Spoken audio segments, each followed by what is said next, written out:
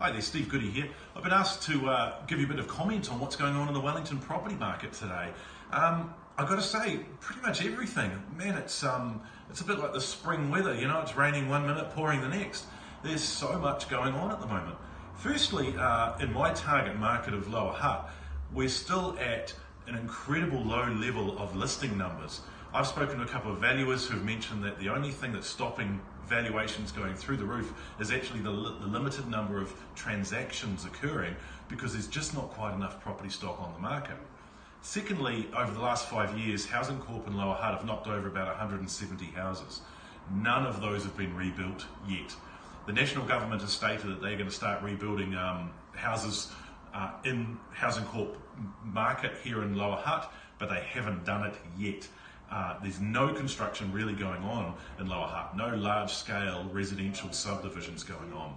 Same thing with Wellington City. There is 4 tower cranes up in Wellington City at the moment.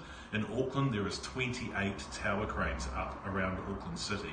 Massive, massive difference. The construction sector in Wellington just isn't that huge at the moment, and you can understand why. The glory of Auckland seems to be where all the money goes, and obviously then you've got Christchurch, which is sucking up a lot of the materials and the skills and the knowledge base. But let's look at what's actually happening in Wellington. Firstly, we've got the government here, always have had, always will have. It's a massive industry in Wellington.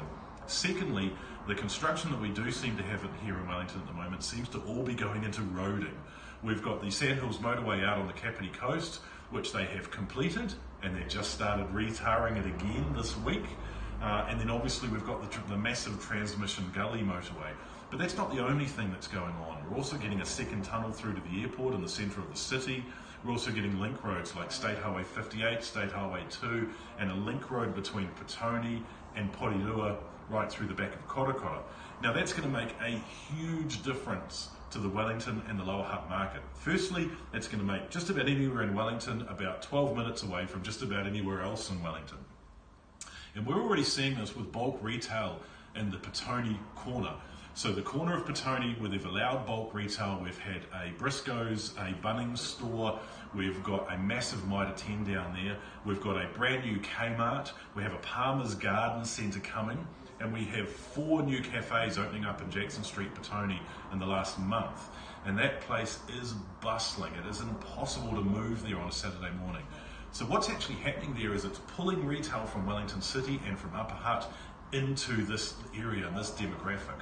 And that's pushing house price values. We're seeing a trickle back effect. It's like a pebble drops in a pond and everything ripples back, except in reverse. So everything's coming down into the centre.